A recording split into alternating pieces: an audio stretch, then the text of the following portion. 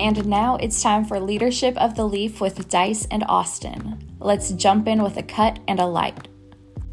All right, everyone. Hey, this is a sidebar. Sidebar. Let's do it. Leadership of the Leaf here, and my name is Dice. Well, my name's Austin. Our sidebar is going to be about price versus quality. Not quantity. Quality. Perfect. Because I am one of those believers that you get what you paid for. But is that saying still true in the cigar world? Ooh, I think it stands to reason for some brands, but not others. Okay, that's an interesting note.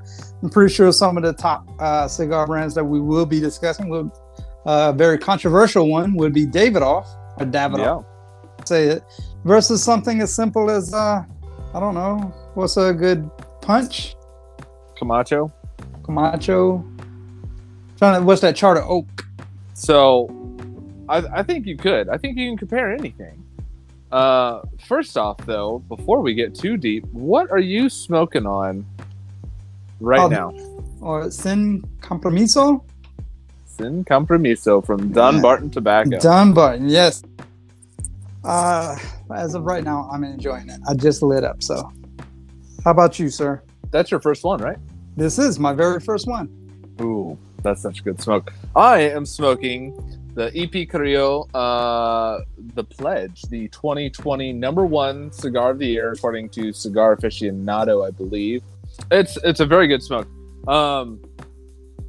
Yeah, I think I've had this before. I had one on my kid's birthday, because if anybody listens to the show and any sort of long-term-ish, I usually have one on my kid's birthday, and I make it the cigar of the year, whatever that cigar is for the past year. And so I had this in 2021 and loved it. Yeah, it's very good, very smooth, very chocolatey. All right. And what are you pairing that with, my good sir? Something completely not out of left field, but it does not line up the greatest with this. With this, I think I should pair like a whiskey, but instead I paired it with a mojito. Mojito. That's mint, right? Mint and rum. Yeah. All right. What about you? I'm assuming, just thinking about this, you are just drinking some sort of Hennessy, maybe a little bit special, because we are nearing Memorial Day. That's true. It's a Memorial Day episode. And I'll come back to that real quick. Hennessy Pure White. Ooh, so it is special. Yeah, I wanted something light to go with this cigar because you talked highly of this cigar before, and I didn't really want my drink to mute any of the flavors. So That's I got fair. something that was a little light that hopefully it enhances, or if not, just won't destroy my palate and I can enjoy the cigar. That's good. Yeah, the mint is nice because it doesn't destroy my palate. It doesn't pair the greatest because it's a sweeter drink, but it's still good.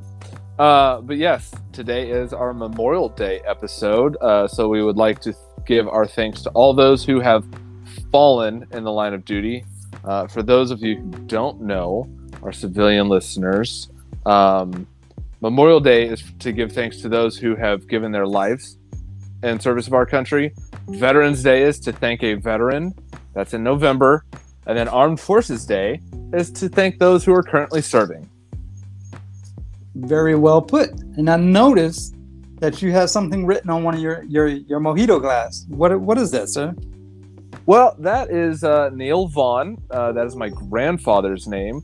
My grandfather, I am having a drink in his honor. He was a World War II tank commander who stormed the Normandy beaches 2 days after D-Day, and fought out throughout France, and I believe went into Germany at one point. But he's no longer with us, so I like to have a drink in his honor on Memorial Day, and just say thanks to all that he gave to me personally and to our country. Well, I'm gonna have to jump on your bandwagon and thank him also. because I don't have any war heroes in my family. But that's fine, because I can still pay homage and honor those who have fallen for us before. Absolutely. All right, so back to our sidebar: price versus quality. I feel like that's a little bit of maybe a misleading question or a misnomer. Do you get what you pay for when you buy cigars? 9 times, I would say about 8 times out of 10, I would say yes. Okay. So I pose this question: what is the most you paid for one cigar? I think the most that I've ever paid for a cigar is $16, $17, somewhere in there. Okay. After you smoked that cigar, was you satisfied, or was you like, I had better? Honestly, I think I said I had better. Don't ask me what the stick was, because I don't remember. It was a long time ago, and I was maybe imbibed. Mine was a Davidoff Late Hour Perfecto. I think that's what it was. It was a limited release edition. It was actually this year. I want to say it was around $45 to $50 for one cigar. It was that pricey because I actually went to the Davidoff Lounge to purchase it. Now, would I say that cigar was worth every penny I spent? I'm gonna have to say yes, and I don't want to say yes because a lot of people are gonna be like, "Well, you're biased. You drink Hennessy, you smoke Davidoff." No, I'm gonna say yes because the cigar was everything I wanted and more. Would I say I had better? I have not had better than that one, but I have purchased like $15 cigar before. Oak was better. Right. So that was my thing. When I smoked the one that was 15. All I could think of, and it was on my mind at the time, was Leaf by Oscar was better than this, and a Leaf by Oscar is like $8-9.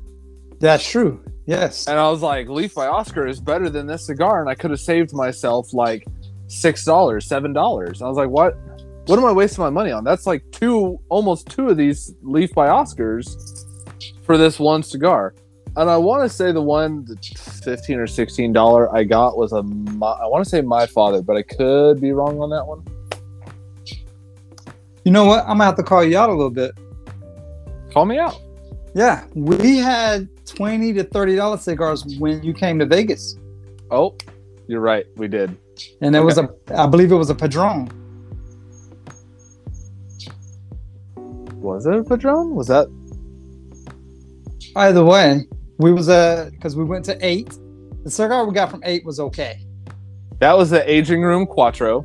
Yeah. That was the 2019 Cigar of the Year, which did not like. It was good for the first, I would say, half. And then you got a white pepper bomb. Yeah, that did not go away.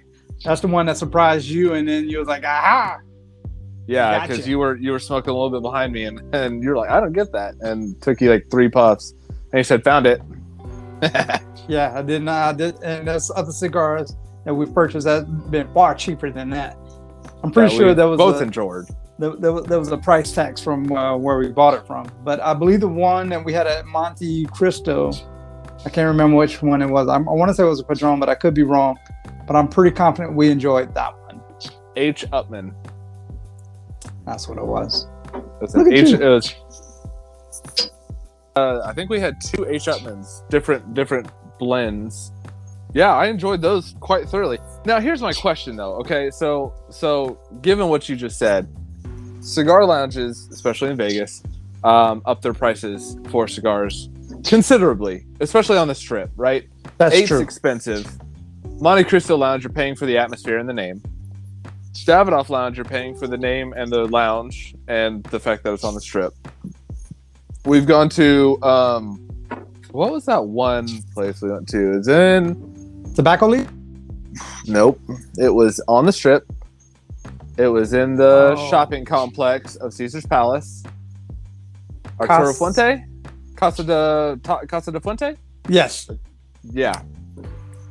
Stuff like that. You're paying for the location and the ambiance. But when we went to Tobacco Leaf, the prices were reasonable. we both had a Jacob's Ladder, Southern Draw Jacob's Ladder there, and enjoyed the hell out of it. That's true. So would you say That the was like atmosphere a $12 will play, cigar. atmosphere will play a part in that, or the cigar played a part in that? Because we was cutting up with all the crew that was there. You know, I have a Jacob's Ladder in my smoked one on the show. They were still just as good outside of that atmosphere. Okay, that's good. That's good. That's good. Now, to contrast that, well, I shouldn't say to be fair. Camacho Connecticut's, when I first got into Connecticut's, I thought those were the shit. Come to find out, I just had not developed my palate, and now they're okay, but I would definitely consider them a budget stick type thing. I would much rather have a Leaf by Oscar than a Camacho. I would say there's nothing wrong with budget sticks, but I do notice that budget sticks tend to not have such great construction as if you the average. Yeah, I've also found that they taste cheaper, and by taste cheaper, sometimes I get more stale tastes in my mouth. Like I said, to certain companies, you get what you pay for, but you have other companies. I use Leaf by Oscar, Black Label Trading Company. Yeah, that's a good one. What's another good one? I'm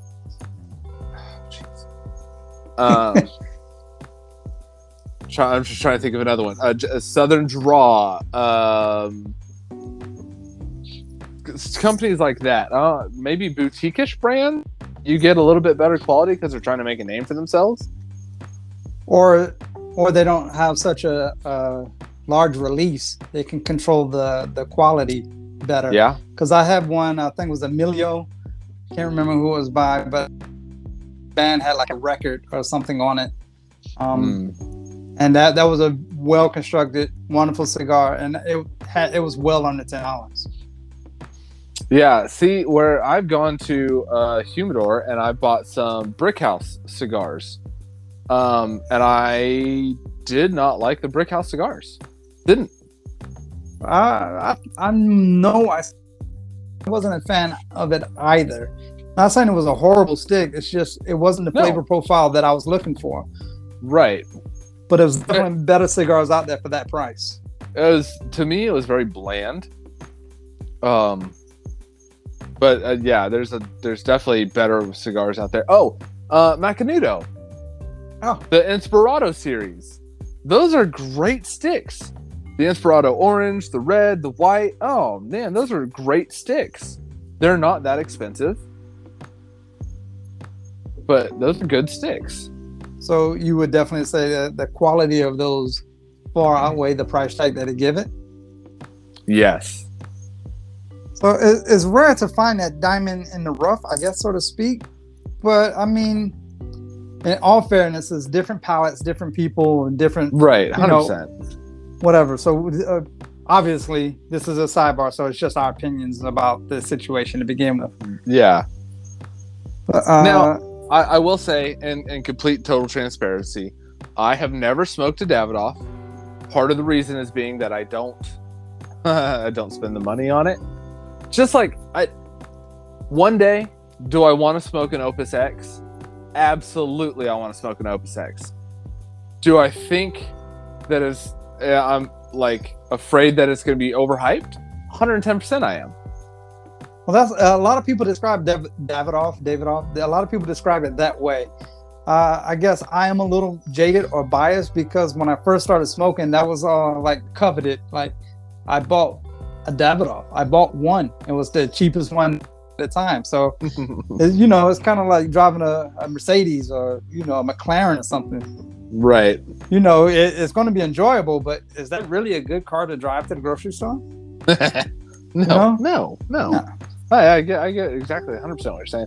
It's just, to me, some of these brands, and I'll use Romeo y Julieta or Arturo Fuente kind of as an example. They have some sticks that are really good in the budget range. Magic Toast is a good. That was. I believe that's AJ Fernandez. Right? Alec Bradley. Alec Bradley. Okay, Alec Bradley. They have some really good mid-range. I'll say mid-range sticks, and then they have some really nice high-range sticks. But I just don't think I'm gonna get anything different for a high-range sticks. For the high-range price, it's like if I was to go buy, I don't know, a Lincoln, right? Yeah, I get a few more bells and whistles and stuff like that. But is it really so much different than a Platinum Edition Ford? Now, see, someone that actually owns a Lincoln that's listening to this would be like, obviously, that guy has never been in a Lincoln. Right. So they both get up to 60, right? Right. Well, yeah. Now, you take that and you can compare it against like a Rolls Royce, right? I think Davidoff would be like a Rolls Royce. They are great cars. They're a boat of a car.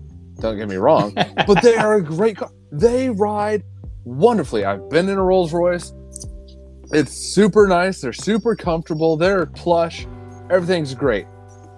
However, I drive a Kia, and it does everything that I want to and rides just as good.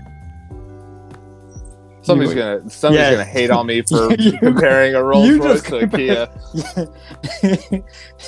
You know what?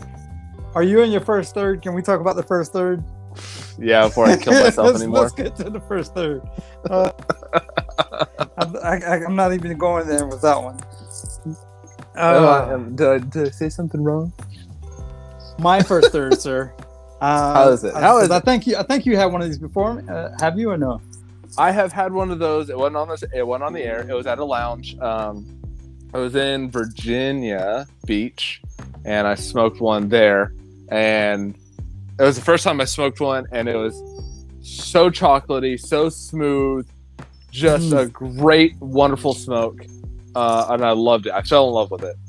Right. Well, my first third, I'm getting wood drop of cocoa. 100%. My first third, I'm getting a little bit of cedar, leather, and an earthy note. Okay. With just a little bit of pepper on the back end.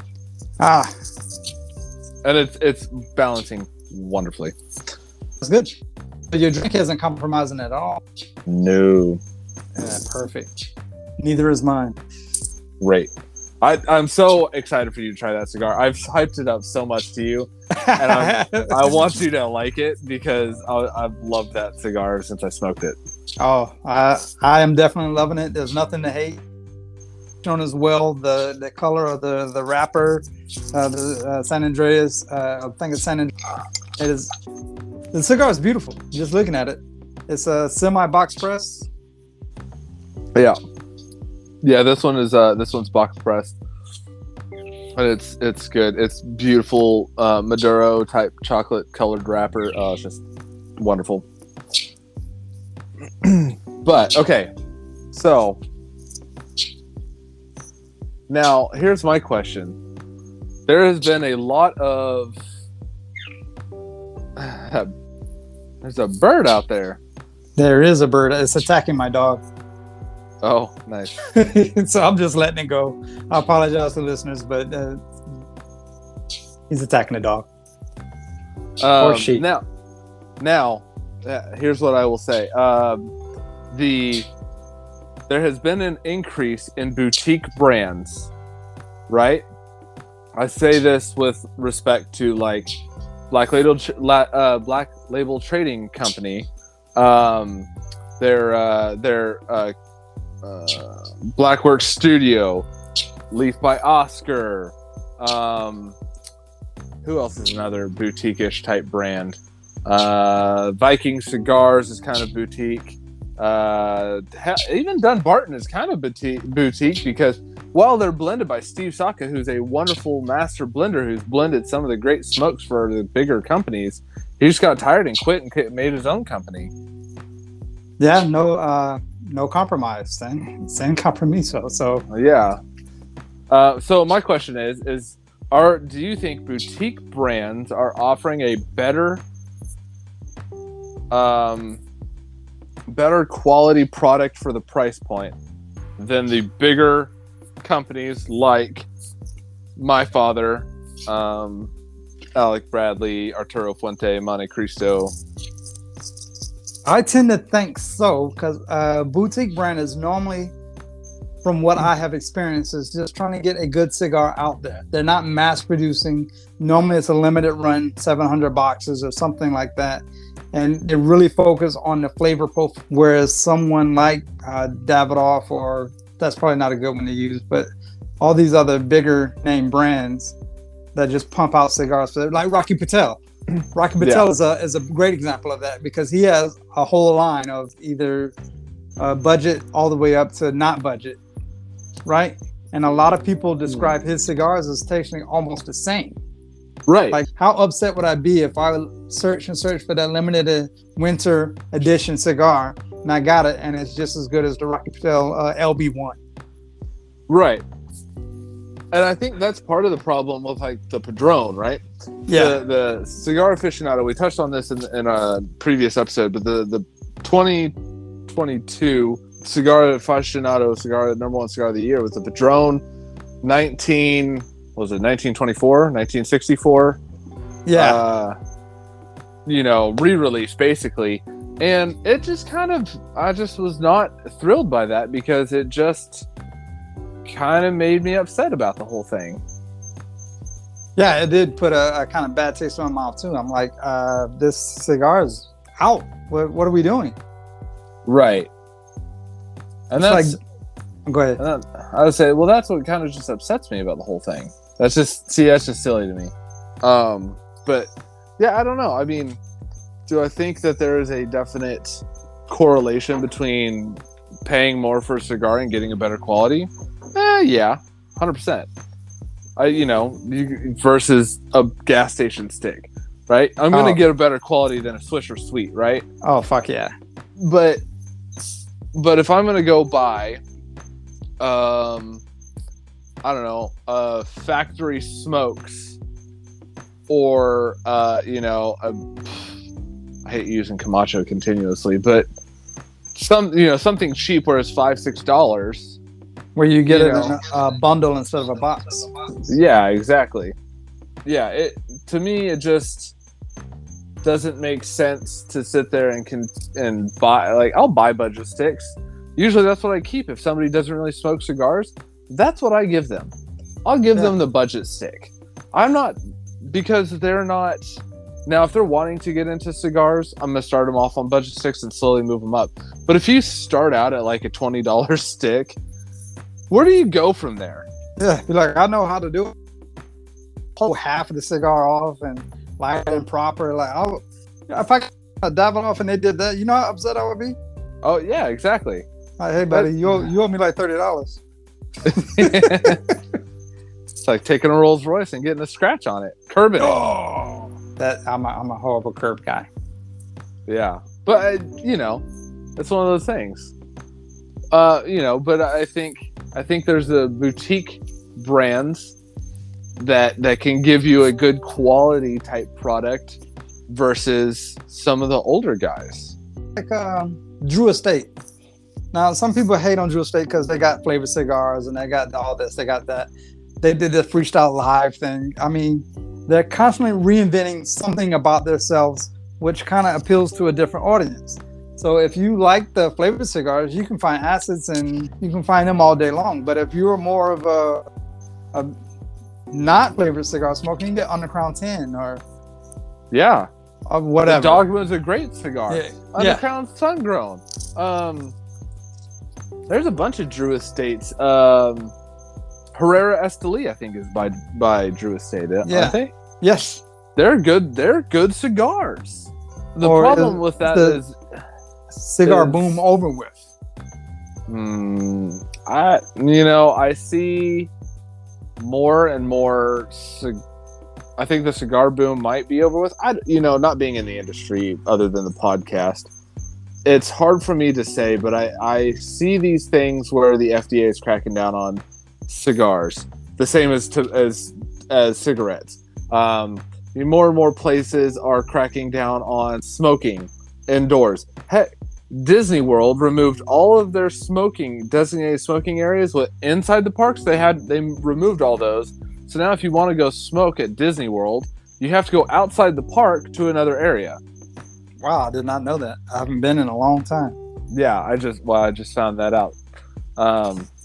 Partially because me and the family are going down in October, but yeah, it was very interesting to me that I was like, wow, I didn't think about, so all these people and all these companies and places are moving further and further away from allowing people to smoke where they please. And then I feel like there's also a culture shift of the workers who don't smoke hold grudges against those that do, because I got to take that 10-minute smoke break. I got to take a 15-minute smoke break. I don't get a smoke break. I don't smoke. What? Where's my smoke break? Yeah, I remember that. But not only that, is the wife and I, we played bingo recently, and they have a smoking area, right? But on the door it says smoking area except for pipes and cigars. I'm like, what the hell? Right, because pipes and cigars are a different flavor, smell. They smell differently than everything else. I was at a wine tasting with the wife, and I was walking along, and I smelled cigar smoke. I knew it immediately. I was like, somebody's smoking a cigar. I was like, it smells good. I was like, that smells really good. And I was like, I was looking all around for it, and I finally found it. And the dude just kind of gave me like a sly little wave with a cigar in his mouth. He's smoking a Padron, I think. And I was just like, oh, I didn't think to bring one out here. He goes, yeah. I've already gotten approached by several people who asked me to not smoke within the crowd because people don't like it. He's like, but it's an outdoor venue, so they can't tell me not to. And I was like, see, that's just the sort of thing that I'm like, I think more people are moving away because of the tendency of the smells and the fact that it gets in your clothes and hair and everything else, so they don't like that. That's fine. But that totally strayed off our topic here. It 100% did. But all that to say, I think that there's the cigar boom is kind of plateaued. I can see that, because this is the second one. The first one was in like the early 90s.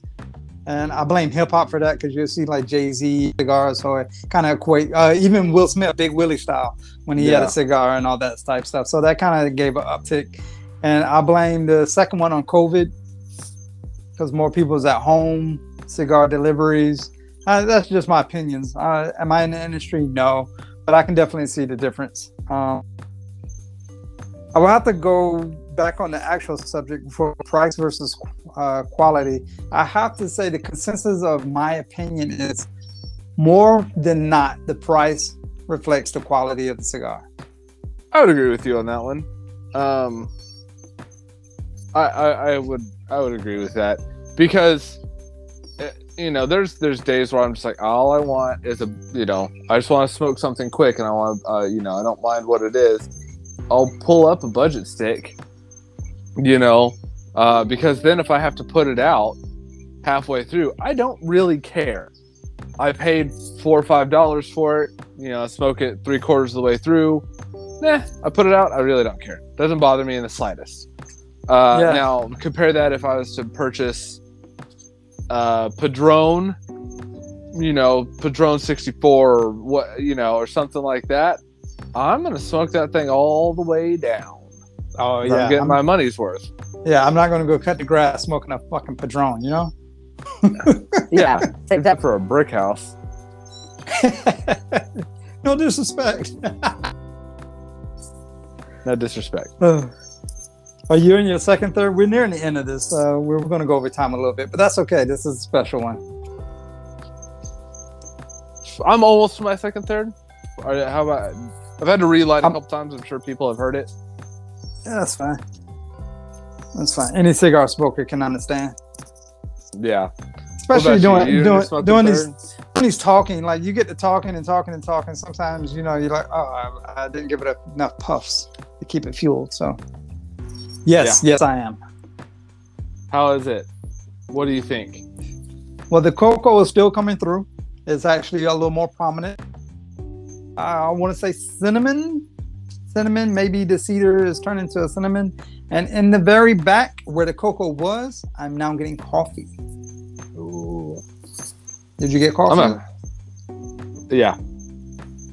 Good. Yeah, I did. Good. I'm pretty sure I paired that with I think I paired it with an old fashioned. Oh.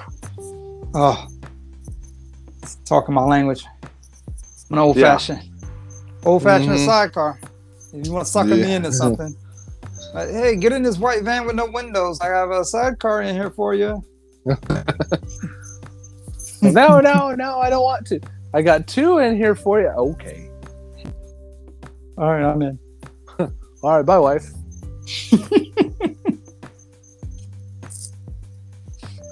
Yeah. This I'm starting to get into second, third. I had to remove the bands because there's two on here. I'm starting to get more earthy notes. The pepper's coming through a little bit more. On that back end, I think I'm getting just a tiny bit of like coffee. I think I've only smoked one Pledge, and it wasn't the one you're smoking now. I can't remember what it was, but it was one of my first cigars. Like I'm spending some money on a cigar. You mean EP Carrillos? Yeah. Did I say Pledge? The Pledge is yes. the kind you're smoking now. EP. Yes. And it was. I guess it was full, and I wasn't ready for a full. I could definitely smoke a full now, but then I wasn't ready for a full. So I need to give it a try again. Yeah, 100% would give it a try. I'm trying to remember. I think this was the cigar that I smoked, or was it a different one? I was smoking it with you right after I got back from. I took a 5-month break from cigars, and I got back, and this one hit me. I think this is the one that hit me really hard towards the last third, and you were like, "Are you okay over there?" I was like, buzzing. I was just buzzing. Yeah, I can. But this one is good. Yeah, for the second time through, it's very, very good. Good. But to wrap it up, yeah, I agree with you. I think the price is usually what you pay for what you get. Now, there are brands out there that are maybe a little bit cheaper that still give you a very, very good smoke. And those, when you find those, it's those could be a daily smoke. Yeah. What's that one we had? We actually smoked on there. We both said they were both one notes. I know mine was that Punch Fu Manchu. I said it was kind of one note. You were smoking mine one. Was the M by Macanudo Java. Yeah, see that one, I've smoked that one before, and that's a great morning time cigar, like Sunday morning with coffee. That's a great cigar. No argument there. It's a good cigar. It just has kind of one tone throughout, which is fine. Especially if you're waking up and you're just drinking coffee and you're trying to, prep yourself for the day. That's not a bad cigar to start out the day with. Are you sitting right next to the cricket? Nope. He's up in a tree. In fairness, everyone knows I live in Florida. We've had rain all day today, so the crickets and cicadas and frogs are out. So if you hear that in the background, that's what it is. They're loud no matter what I do. There you go. We got nature on both sides of the fence here. Nature sounds, right? We like to provide more than one experience. It's all good, baby. But yes, this has been our Memorial Day sidebar. Yes, and I give a great big salute to those who have fallen, so we are able to do what we do. Absolutely, and don't feel bad about wanting to go out and cook burgers and have a cookout and go to the beach or the pool or whatever. They want you to do that stuff. They have fallen so that you can do that stuff and we can enjoy all that life has to give us, including great cigars. Great cigar smoked by great leaders before us. Absolutely. All right. My name is Dice, and until next time. Till next time, my name's Austin. All right.